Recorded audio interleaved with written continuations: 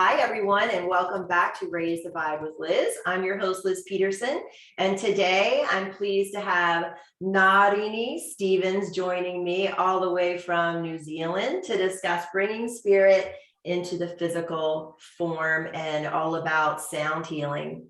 She was born in New Zealand, and being mixed race, she's always had a love of nature, our earth, and the connection we have. She had an interesting career working and supporting bereaved families as support services manager of the Sudden Infant Death Association and the National Center for Childhood Grief in NSW Australia. She had a career change and worked in finance for a while, but it was her increasing clairvoyance that led her to study energy healing.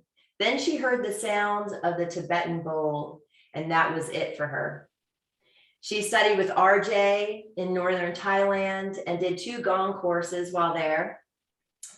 As her practice and experience grew, more spiritual energies came in to help. So while visiting in Canada to see her siblings, she found Scott Silverston and completed all of his courses for Shamanic Practice. She's done sound healing meditations in the Redwood Forest, at healers training weekends, offered powerful sound massage, and currently teaches others how to journey, meeting their power animals so they can receive messages and guidance from the nature world. She is grateful for the wonderful people in her healing orbit. Welcome to the show. Oh, thank you, Liz. Thank you so much for having me. I'm glad you've joined me. Go ahead and repeat your name for everyone in case. Ngarene Stevens. Wonderful. And you have a website. Can you go ahead and share that really quick so people can find you straight out of the gates? www.soundandshamanism.com. Awesome. So I touched a little bit on how you got into it, but can you explain to us a little bit more about your spiritual journey to what you're doing today? Look, I think being mixed race, and I know a lot of Indigenous people have the same abilities, there's always been this connection to spirit. So you go there first before you do anything else. So I think it expands your spiritual vision. You have the ability to see outside and further. No, I lost it. I lost it. So I just carry on? Yes.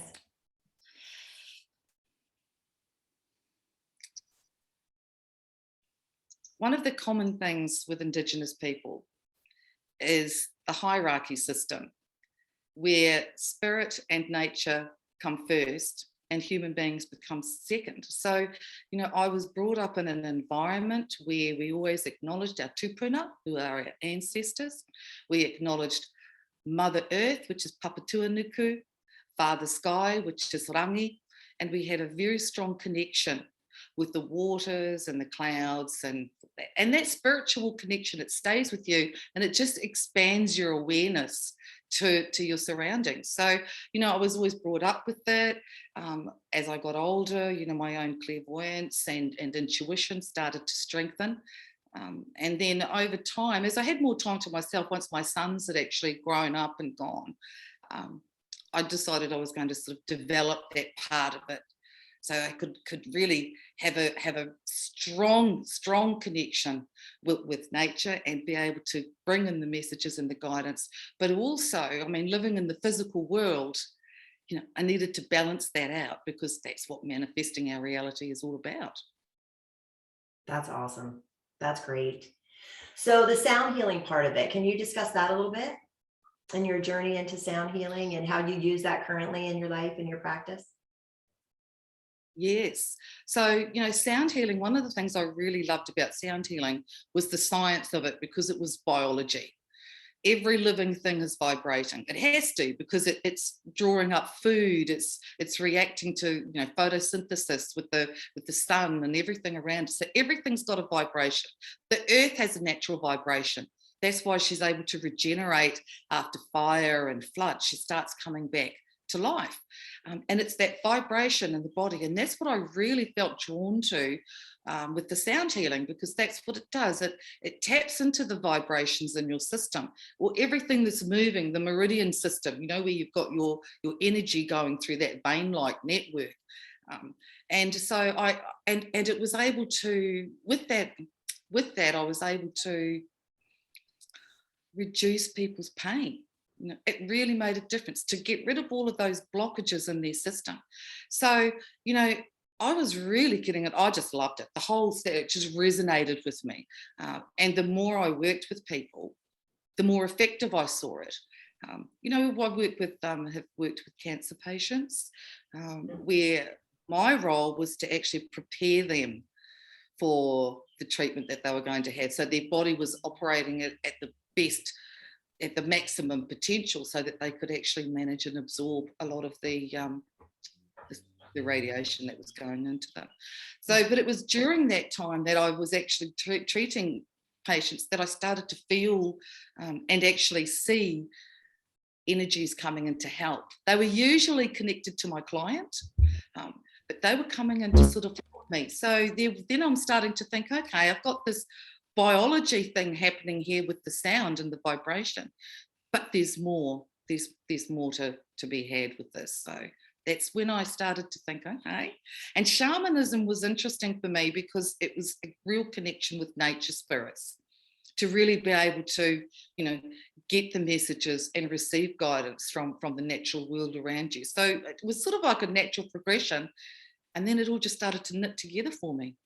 Nice. Can you go a little bit into that biology and sound? Sure. Yeah, that science behind it. Yeah. So, you know, as we know, that our bodies are 80% water. So, and every water cell is made up of 30% water itself, and the other 70% is a combination of what we're made of, nitrogen and the carbons, everything that comes from the earth. So it works on this whole system where you've got this water flowing, and water has memory. So it's carrying your DNA through your system in the cells. So as that's going through, when you are traumatized, either physically or emotionally, you know, as we know, you sort of like go like this, you clench together, you bunch together and make a smaller target for yourself. So that's what's happening inside your system. What's happening is that those water cells are actually clenching together, and they're blocking your meridian system, which is the system that's taking through your energy, flowing it through your body in a yin and yang process. So it's going down through some of your organs and up through the other side. So what the vibration does is actually breaks up all of those cells that have formed clusters, allows that self-healing energy to start flowing through. And the sound, actually, each bowl is connected to the sound of your chakras. So the sound gets your chakras operating in the right rhythm. If, for example, your heart chakra is operating too quickly, if your chakra is moving too fast, you're going to be highly sensitive, extremely emotional, needy, clingy. If it's then going too slow, you're going to find difficulty to communicate with other people, difficulty with compassion, you know, feeling the intimacy. So the sound gets your chakras in the right rhythm, and the vibration breaks up all of the cells that have clustered and formed as blockages in it. Oh, I love that. And I love how you're bringing in the Eastern mysticism of the chakras and the aura and everything. I love marrying science and ancient philosophies. I really do. And they all fit so nicely in a puzzle. And I think that more and more people are also doing this and bringing these, you know, like, and laying them over top of each other and showing where, you know, these really are, you know, things that we're functioning with, and how can we use those today, right? And how can we heal ourselves in new ways, you know, by dipping into these aspects of our being that most are unaware of, right? Yes, and you're right. It's a marriage. It's a partnership between it, because you know yourself. I mean, when you're working in the spiritual world, once you've completed your work or completed your connection, you have to ground yourself. You ground yourself by walking on the earth. You put your feet back in there. You connect with the energy that's coming up through Papatūānuku. That's what you're doing. But I, like a lot of people, I mean, I don't want to go without my internet access or the readily available electricity and water that I've got. So we need to work out how we can have both, because we can have both, but we've just got into this mindset of an either or. It has to be this or this, and we're forgetting that it all just functions together in a really beautiful pattern. That's awesome. How has your work with the shamanism and with Scott, how has that really opened up your work for you? Oh, well, first of all, I mean, on a personal level, it's been incredibly, it's empowering, because you don't realize, again, you know how I'd said before about your body holds on to the system, to the trauma that's happened. It does. So, you know, that as it's stuck in your DNA, and it can be passed from past influences in other lives or, you know, other earlier experiences, it moved me from looking at only a physical blockage to also realizing that there are spiritual blockages within the system. You know, it was really powerful doing his courses, and I'll tell you, it's not for the faint-hearted, because there's this real, you have to go deep into your soul and you have to experience everything in order for us to be able to relate to clients themselves. And tremendous trauma has been brought up. I think natural healing is it's a progressive thing. You know, this is why people go for, you know, pharmaceuticals, because they can feel better within 48 hours. Right. Yeah. Whereas, you know, with spiritual healing and with more natural healing, your body has to adjust. You're moving it internally, you know, a whole spiritual shift. And so, you know, over time, I would find that I was able to manage things differently or look at something differently. And my mind would always go back to, okay, how am I going to keep in alignment with my true purpose? Now I know what my true purpose is, which I didn't, you know. So it's been an incredibly wonderful experience. I'm really grateful to Scott, actually, because it was the final piece in my puzzle. Yeah. That's awesome. And you also spoke about that it opened you up, you know, opened up your spiritual gifts. You want to chat about that a bit? Well, because you start to get into the mindset and the skills of actually learning to communicate to well, for example, he Scott says in one of his courses, now you need to go and merge with a tree. And I'm thinking, oh, all right, I'll merge with a tree. That's what you really want. And so I did it, you know, we did the cleansing and I went out and I hugged the tree and I merged it, and then I could start to feel the internal vibration of the tree. And then I'd start to look at the wind that was going through the leaves, the rustling and the sound. My nanny, my Māori nanny, actually was brought up in the old ways and really didn't speak very good English at all, even when we knew her as children. And she would look at the lake and she'd see the different waves coming across the lake and she'd go, oh, we've got a message coming, you know. Or she'd look at the clouds over the mountains, she'd go, it's got its hat on today, so the weather's going to change. So there was already that looking, you know, that awareness and seeing that, you know, we can actually see so much more than we actually do. Oh, what a gift. And what have your working with your spirit helpers changed your life? What has working with your spirit helpers, how have they changed your life?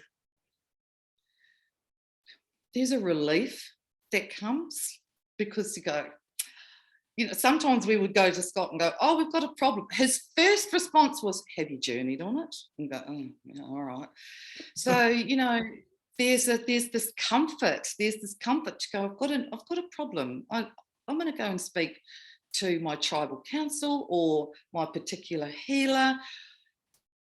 And the inspiration would drop in. You know, the ideas or the solutions would start to drop in.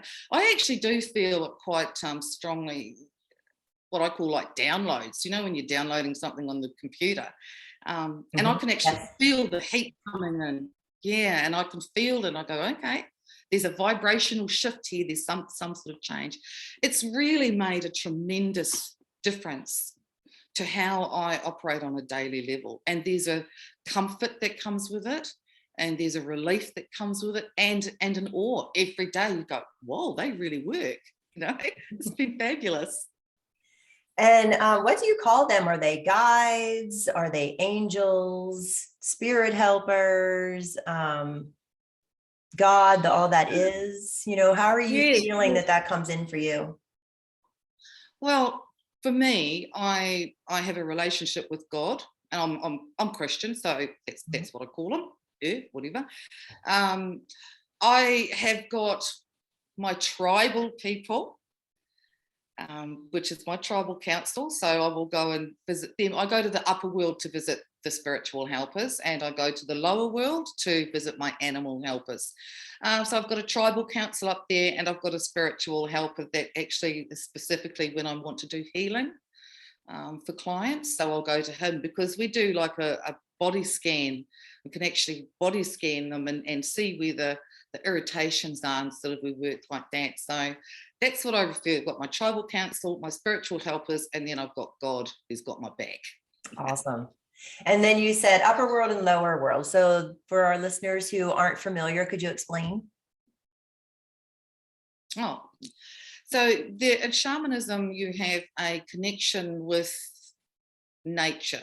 So that's your animals, your plants, the wind, because we've got the medicine wheel, which has the 4 directions. So in order to actually connect with your nature world, then you will journey down into the nature world. So it's a case of, you know, having the drumming, which is actually gets you into that trance-like state, and then you walk yourself down into the nature world. And the first time you go down there's floods of animals that come to say hello, and the colors are vibrant, and you know, it's just incredible what's down there.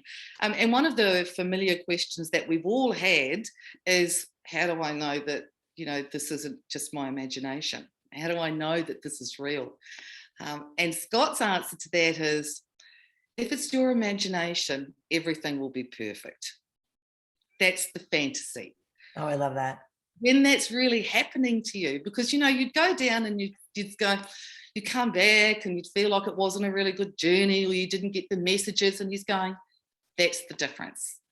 Fantasy versus reality. So that's what you do, and you meet up with various animals over time. I found out that bear was my power animal, and I thought, oh, I've always loved salmon and I really love honey. So, you know, and I'm actually a bit like that. I hibernate and I tend to keep away. So I do, you know, suggest to my clients that they read the biology of their power animal, because they'll often find out dietary similarities, or, you know, gestational similarities. So I think it's really important to sort of connect again on the physical world, which is what we're talking about, bringing it up from that nature world and bringing it into the physical world, so you can sort of relate. Going to the upper world, same system, except you're going up. Those are your higher guides. They're the ones that actually start to do the spiritual work mainly on behalf of other people. It's beautiful. You really shouldn't be journeying for more than 15 minutes at a time. And, you know, the more you journey just every day, it becomes a really good habit, and you just find that every day is a little bit easier to get through. Yeah. That's wonderful. Lovely. All right. So let's dive into bringing spirit into physical form. And we were talking about that a little bit before we started the recording. So why don't you dive into that, because it was wonderful. So, you know, like I've said, you know, you have a connection with the earth. I mean, we have to, because we're physical beings and we live there. And, you know, over time, you start to see the different connections between it. Now, I actually was really fortunate. I met with a couple of Indigenous scientists that work here in Rotorua, because we've got a scientific research centre here. And I wanted to have because I was meeting you, I just wanted to get a little bit of a different perspective, because they were Indigenous and water scientists. You know.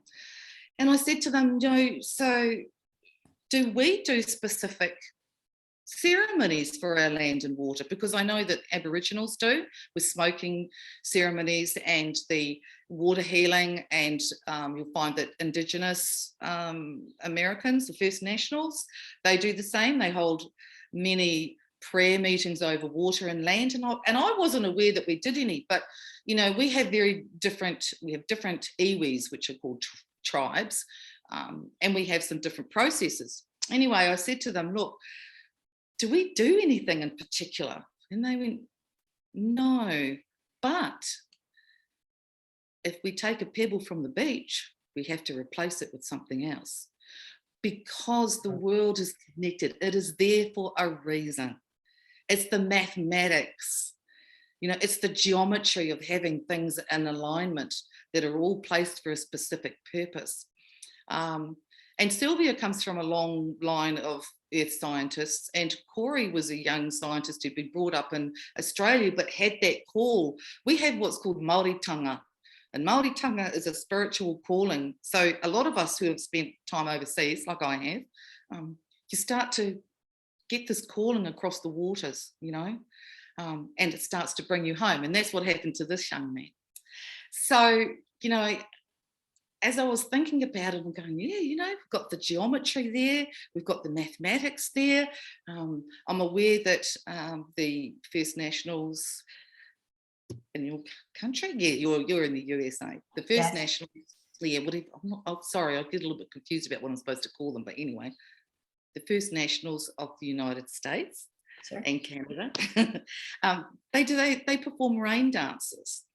Now, everything to do with Indigenous cultures in particular is everything starts with spirit. Everything. You have to connect with it. You connect with your tupunas. You say thank you to them for what you have. You thank them for being, you know, there for you. You do this spiritual connection, but then you start putting it down into the earth.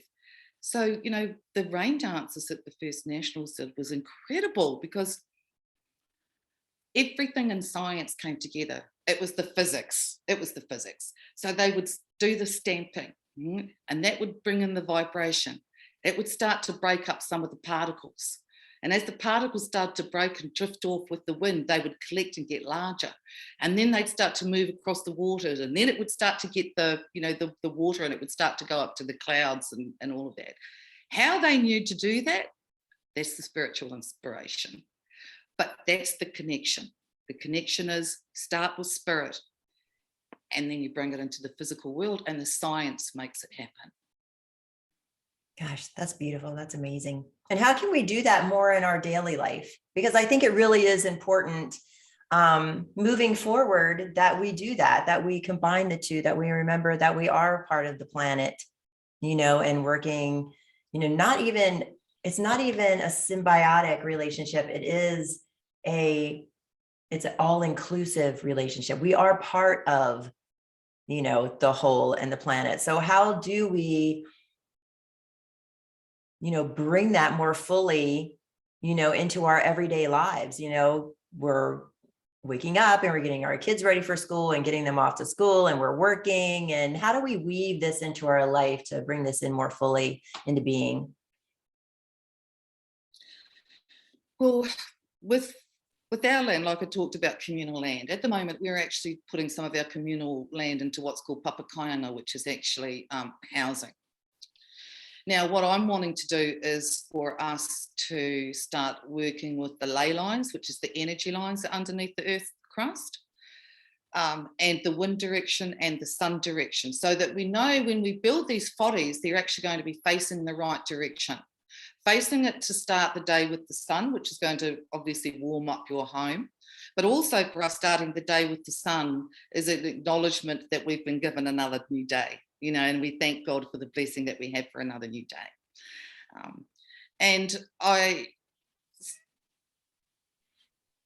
So I'm thinking, first of all, with our everyday lives, you need to breathe. You need to breathe the air. You need to feel the sun. You need to be aware that what you are walking on and what you are touching and what you are driving over and what you are ignoring, you know, is real, it's tangible. You need it because you actually we can't survive without it. Not on this physical world. Mm-mm. So, you know, I think for me, it's just taking more notice. It's looking at the wind a little bit more. It's controlling the situation around me by trying to be as passive as possible in our own world. Now, I know it's really busy. You know, I had 3 sons and I was working full time, and, you know, it's crazy because you're just on this momentum, right? But there's got to be some time, 1 minute and 1 day, when you're sitting at the traffic lights, check out the clouds. Have a look at the way they form. You don't have to know my dad was a pilot. We used to have to watch the weather all the time and understand the clouds. You don't have to know. You just have to see and acknowledge it. And over time, it will gradually become a habit and you'll start to feel the connection happening and just be a bit more aware. That's really what it is, I think. You know, we're just so blindly traveling along on this, like, you know, this escalator of life. And we're not seeing it and we're not smelling it. We've got all these senses for a reason. We need to hear the wind. We need to smell the earth. We need to walk on it. We do that every day. We're just doing it blindly. Yeah. Yep. So how do we bring that embodiment practice into every day? Can you give some examples on how we can start a spiritual practice for ourselves when we take those minutes, you know, and kind of tap in? What does that look like? You know, it's a really interesting question because I've never thought of the process what I do. But I know that I will open up my eyes in the morning and I get up and I put my coffee on and I open up my blinds and I look at the weather. You know, that's the start of my day. I look at the weather. You know, I don't know if there's a specific thing we can do. I think there's just this being aware, you know, of seeing the colours of you've got this beautiful plant behind you. You know, you've brought it in. That's a way of bringing the earth into you. I really can't think of anything else. And you said sitting in journey, like 15 minutes, you know, to sit and journey. And it sounds like that's a daily practice for you. Like, is it like your daily meditation practice, you know, like other cultures may have, or sitting in prayer, or yeah. It is, but like a lot of people, sometimes I just don't feel like it, you know. Right. Sometimes because, you know, we have these visions of, you know, every morning I'm going to sit in nature and I'm going to play my drum and I'm going to start my day with communing. And sometimes I'm just not in the mood, you know. Or other times I can just think I've got a specific question. I'll just duck down for 2 minutes and pop back up and go, sweet, done it, you know. But it's definitely become over time a more regular practice for me because, you know, like a lot of us, it's hard to be disciplined and continually do the same thing every day. I would love to do it, but that's when I'd like to be in a monastery, you know, with the monks, or, you know, a convent where there's no distractions. And that's the thing, is an incredible amount of distraction with, you know, just in life in general, and, you know, constantly, you know, media stuff all the time, and, you know, this constant barrage of our senses. So I would say that really, I think one of the most important things is to be still. You can't listen if you're not still. Mm-hmm. Yeah. And it's nice to be able to step away from the barrage of everything that's going on right now and get some peace and listen and just sit quietly. Gosh, have a cup of tea or go sit out and look at nature outside your door, go for a walk, or, you know, and those are all really easy ways to feel the connection to the planet and know that we are one with everything that's around us. Right. And that does give us an avenue to be able to, you know, tap into spirit for sure. Well, like you say, it's actually quite simple. I think what's happened is that we've got caught up in this whole, you know, we have to sit and, you know, communicate and we have to do this and we have to do that. But like you say, you know, you can sit there, have your coffee in the morning, just look out at a tree, There you've made a connection, and it's just, you know yourself, and you don't need to talk. You just, nice. That's nice. And that's it. Nice, simple, easy ways. And it's there all the time. When you're walking somewhere, when you're walking past someone. Like I said, sitting in traffic is a brilliant way. I often look around all over the place. You see people walking, and you see the trees moving, and you notice the hay's been cut there. It is simple and beautiful. Yeah, that's nice. I like that.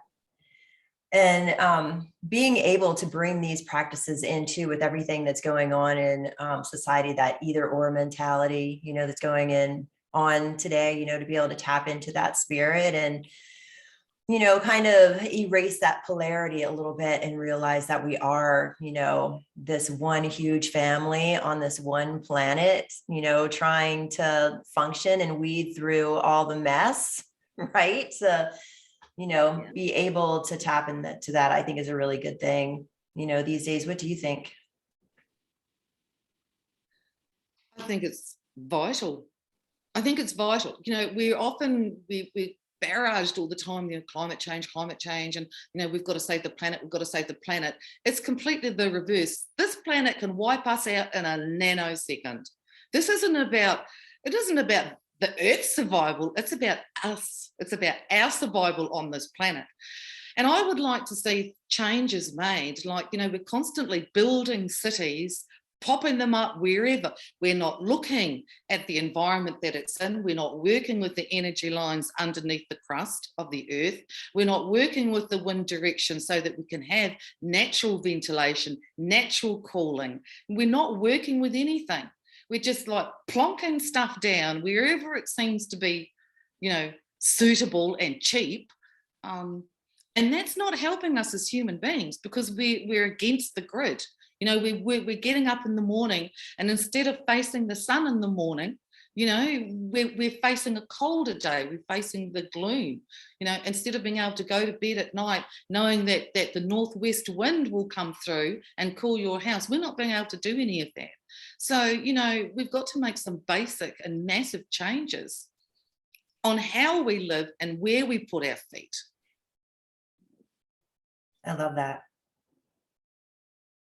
Gosh, if people just put more thought into, the environment and what they were doing, even here on Vashon, I've got a friend, sometimes, she works with clients who are, getting ready to build, and she goes in and she walks the land and she listens and she talks to the trees and lets them know what's going to be going on, and, sort of makes agreements and learns, what the trees and the land would actually want, in that relationship that's going to be happening too, which I think is really beautiful to do. I think it's vital. Look, my ancestors, so Maori culture kind of started from Hawaii, came down through Tahiti, some stopped along the way, and the final stop before New Zealand was Rarotonga for my iwi. Now, we had to build a waka, which is like a massive canoe. So the first thing they did was walk the forest and communicate with every tree to find out which tree was going to be able to do the journey, because we had to carve this boat out of a tree. Now, you need to know that the tree is, first of all, that the tree is physically able to do it. And secondly, that the tree will spiritually be able to do it, because our walkers had 300 people on it. Right? So you've got the men on the outside of the waka, you've got the women on the inside, you've got the food, you've got the livestock, you've got everything there. We needed to make sure that this was going to be able to take the journey. That was the start. So again, we started with the spiritual connection. Then there was that physical connection with the right tree. Then the carving would start. And again, with the carving, it was constantly asking for help, constantly asking for guidance, for protection, to be able to take us on this massive journey. Then before we actually even launched it, there was the blessing of it, the blessing of the waka, the blessing of the people, and away we'd go. But we also had to navigate that trip by the stars, which is the astronomy that we were talking about with science. Mm-hmm. So, sailors bring science down into their world every time they hit seas. So we had communicated with the tree. It had agreed to come with us. We created the vessel that we were able to use and carry us over, and we got here. We got here. But that's how it started. It starts with communicating, and that's exactly it. She's right. You walk at feng shui. Everybody's heard of feng shui. It's the same principle, working with the lines. So, we're throwing all of these people into these environments that are not spiritually or physically good for them. Wow. Talk about the ley lines a little more. So ley lines are energy lines, right, that go underneath the Earth's crust. Now, they could be fissures in the Earth, where it's separated with the tectonic plates, undercurrents of springs, because that's where the water comes. The water comes from in the Earth. And so there's a feel for the Earth. Like I said, it's vibrating. So, around those ley lines, there's a different vibration and different energy. Aboriginal culture, which I'm a real fan of Aboriginal culture. I think they're just amazing people. Walked the earth for thousands of years, never left a footprint ever. They follow what's called song lines. So song lines are, when they're traveling, they do a couple of things. First of all, their feet feel the vibrations. They can pull up, plus didgeridoos, like didgeridoos are incredibly powerful. They're very earth-based instruments, didgeridoos. So, they would be walking the earth and they would feel the difference in the earth, the vibrations. Obviously, again, they've got all of their spiritual guides that are helping them and directing them. And then they would sing and chant as they did the journey. They'd sing about where they were. They'd sing about what they saw. They'd sing about the journey or why they had gone left and not right. And so it was this encompassing journey of spirituality and trusting the earth, but listening to it because they wanted to go where the water was. So, there's this underlying vibration that's happening underneath the earth. There is something that's called geostress. I'm not sure whether you're familiar with it. But it's a stress where some people, particularly people I think who are sort of like quite vibrational people, when the earth itself is stressed, it affects you physically and on a psychic level. Because it's stressed and you're feeling it and you're drawing it up. And so sometimes, some days you can get out of bed or start the day and you just don't feel right. Part of that reason could be that, the energy underneath, that the earth is stressed and you're actually merging and absorbing it. So it's very, very powerful what's happening underneath the earth's crust as well. Yeah, volcanoes. Right. Yeah. The earth does affect us, and the atmosphere, affects us. What's happening off the planet affects us, with the sun and all the energy streaming down, from outer space, I guess I call it. Planets, aren't they? Yeah, those planets, and there's a magnet, a magnetism that goes, because the speed, and as we all know, the faster something, that you get the G-forces. That's what it's called, the G-forces that are happening with the speed of these planets. Now there's energy flying from that. There's magnetism flying from that. And it's all coming in our direction. I mean, we're lucky we've got that layer. Obviously. Yeah. But we're affected by just about everything. And I know, it wasn't until I started to get more familiar with everything that I would, wake up or have a bad sleep, toss, turn. And then, one of my healing friends would go, oh, well, you do know that it was a full moon and Mercury was in retrograde. I went, oh, right. Really? No, I didn't know, but I obviously felt the effects of it. So I've started again to become more aware of that. And in Maori culture, we actually work more with the lunar cycle, the moon cycle. And I planting. Yeah, and fishing. And some of the Tibetan bowls, some of them are made under the energy of a full moon or the sun. Wonderful. All the bowls they've got, heart bowls and wind bowls, and they're all made to draw the specific energy from the earth, because my Tibetan bowls are made of the 7 metals, which is silver. Silver represents the moon. The gold in it represents the sun. The copper represents Mars. It's all connected. So we've got the chakras, and we've got the earth elements. We've got the cosmic elements that are mixed in, and we're in the middle of it in a beautiful little pillowcase. I love that. Yes, we really are. And thank you for saying that, cosmic elements. I don't know why that didn't pop into my head when I was saying, I'm like, I know that word is in there somewhere. So thank you for saying it. And it really is true. Gosh, I know I'm governed by the moon and by different things that go on. And I started to realize years ago, I'm like, oh my gosh, my body. And then I realized my body was actually trying to catch up to the frequency of whatever was going on the planet or in the cosmos, right? So it's really fascinating. And I think the more people realize that you are affected and your body does need to catch up and acclimate sometimes, the better off, because then you can kind of feed your soul and spirit and energy system, physically, while it is acclimating everything. And when you are aware of it, a lot of the stuff makes sense. And I think that's one of the other things that comes. It's this, that's how it works moment. Yeah. When you realize that, a full moon can really muck up your energy, and that's when you start to go, this stuff is really happening.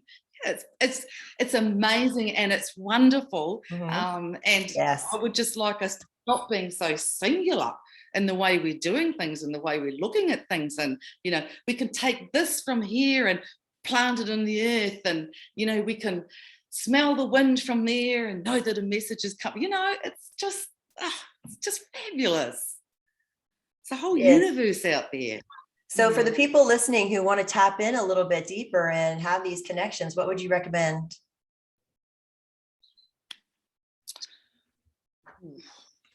I think you need to start expanding your awareness. That's the first thing that needs to happen. So, whatever area of your interest is, and we all try different things. I've been to yoga and I've tried Tai Chi, and then I did the walking, and then, I tried the meditation, and, I think you just got to keep on trying little bits. It's like going to a tapas spa. You have a little bit of this and a little bit of that, and you find the thing that really rings your bell. Right? And that's how I look at it. So I would sort of suggest by saying, things like, first of all, what do you like? I like plants. Bring them indoors. Surround yourself with them. I like music. Then have that music. Find the resonance that's right for you. When we talk about frequency too, we're talking about the speed of sound waves. Okay, that's what frequency is. So when people say, oh yes, I want to tune into the frequency of it, you're hearing it. It's this subliminal messages that are coming through. The sound waves are bringing it, carrying it through to you. So I think if you start to try something, whatever it may be, you've got the internet now, which is fabulous. I think colour therapy is fabulous too. Colour and sound are very resonant because we've got rainbows and things. Yeah. Start with something that you think might pique your interest. You will then be led on to wherever you want to go. It's not a case, I don't think, of going, I decide to go there. It's a case of being guided to go there. But you have to start somewhere. So however you choose to start that, they're going to start coming down, tapping you on the shoulder and going, well, what? Why don't you try a little bit of this? And you'll go, oh. And over time, every time you do that, you're like a rock rolling, you're gathering moss. So you're just gathering a little bit more information, gathering a little bit more experience. And that's how it is. It's a learning curve of absorption, really. Yeah. I love that. I like that visual. Is there anything that you would like to share with the audience that we haven't discussed yet? Yeah, look, I read a really interesting article called Science and Spirituality, Two Sides of the Same Coin. And it was fascinating because he talked about physical scientists and spiritual scientists. And he said that, physical scientists are the ones that are looking outwards. They've got to test the waters and look at the stars and, look at the grass, and they need to test the earth. Spiritual scientists look inwards. We're going internally to find some of the answers, but we're still scientists. We're all doing exactly the same thing. And there's a fabulous Aboriginal man called Clarence Wiles Jr., and he's a custodian of some of the land over in Western Australia or Victoria.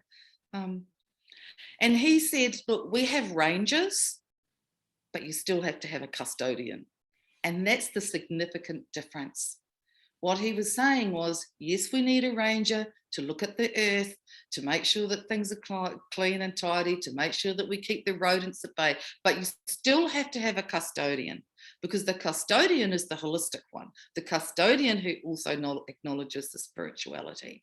The custodian is the one that's actually going to take the complete picture, as opposed to just the range of the physical picture. So I think for me, I found that really, really profound. I'm going, yeah, it is both. We cannot have one without the other. No, it is really true. We can't have one without the other. Gosh, thank you for sharing that. Yeah. Do you have a little pearl of wisdom that you would like to leave our listeners with today? Sorry, do I have a little pearl of wisdom that you would like to leave our listeners with today? I forgot to mention my sound healing ceremony. Can I put that in? Yes, please. Please share with us the sound healing ceremony. Yes. As we're talking about bringing spirituality down into the physical world, I had been working with a couple of didgeridoo players and another Tibetan Bowl player when we did the meditation in the Redwood Forest to the trees. Right? Although we had 150 people come, which was fabulous. And I live on the lake edge. I'm really fortunate. And I was looking at the lake, and I started to think, you know what? I could get a whole lot of sound healers here, and we can really pump the vibration into the water, pump it into the earth around us. And then it started to come in as a vision. I'd start to see it. Awesome. And while I had that spiritual inspiration, then I needed to bring it into the physical world. So the first thing I did, I started talking to other sound healers. I'm going, listen, I've got this idea. What do you think? They go, oh, okay. Yeah, brilliant. So then I started to formulate how I was going to create it, and how we were going to do it, and where we were going to place them, and how we were going to advertise them, and could we build a wellness festival around it, and all of that. And I actually did put a submission through to our own tribal council here, so that I could actually have permission to hold it. It's sort of been stalled quite a bit, which is a bit disappointing. But I have already 100 of the top sound healers in the world, and I'm talking about people who know how to hold a sacred space for an hour. And I'm telling you, it takes a tremendous amount of energy to draw from yourself, draw from down there, and pump everything out into the earth, which is what we're doing, Wow. And they're authors and they're musicians and they're tutors and they're these fabulous people. And we want to be able to do this. I can actually feel it, So I would really like to get this up and running. I'm looking at, whether I can go to Australia and do it there. But it's something that needs to be done because, I think one of the advantages of sound healing is that because we have didgeridoos and gongs and bowls and flutes and drums, the human being can see it. It's tangible. Yeah. I mean, we know that spirit works, but it's like the wind. You can't see the wind. You can only see the effects of the wind. And so spirituality is the same. So my objective is to get a sound healing ceremony up and running, if not in New Zealand, then somewhere else, because the healers I've got are coming from all over the world. And we want to do this for ourselves as well, ourselves. We want to be able to have the opportunity to get this up and running and give the earth and the area and the people just vibrations of love and healing. So that's my objective. Oh, I love that. And then anybody who listens to this, who would want to join in with you or contact you about it or know when it's happening, how could they do that? I have a Facebook page, which is Sound and Shamanism, and that's in New Zealand. If anyone, I don't think there's anyone else called Sound and Shamanism. And the website, they've got contact details for me. So if someone would like to join it or have some other ideas how we can sort of like really get this moving. I know the pandemic has, made everything a little bit difficult, but we need to move on. And I actually am starting to think now, because this dropped into my head 3 years ago, I'm starting to think it's because right now, I mean, the earth and the people need healing more than at any other time, I think. So I have chills. they can contact you there. Yeah. And we can move on from there and maybe start a whole new revolution. Who knows? Yes. I love it. Yes. Let's do it. Great. Well, everybody join in. I expect to see you. I would love to. It's been so great speaking with you. Thank you so much. I love everything that you've brought to today's show. Oh, but this has been really wonderful for me. I was like bit nervous, getting out there, but having the opportunity in such a safe and beautiful environment to share this, because it's very personal, as we know, exposing yourself in a spiritual level. So I'm very, very grateful, and I really thank you. Thank you so much. Thank you. And thank you as well. And go ahead and share your name and your website and your Facebook page again for our listeners. Ngarene Stevens. I will spell that. Ngarene, Stevens with a V. I've got www.sound and vibration. I'm going to start again. Sure. My name is Ngarene Stevens, Ngarene, Stevens with a V. And I've got www.soundandshamanism.com. I've got a Facebook page, also Sound and Shamanism. So if anybody would like to make contact with me, it would be a thrill, an honour. I love that. Thank you so much. Oh, thanks. And I wish you the best, really. And thank you everyone for joining me today. I'm your host, Liz Peterson, and this is Raise the Vibe with Liz. And you can find me on Instagram, Facebook, and YouTube at Raise the Vibe with Liz. And to contact me, my website, liz'shealingtouch.com. Thanks everybody for joining us. And remember to get out there and raise the vibe. Have a great day, everyone. Goodbye.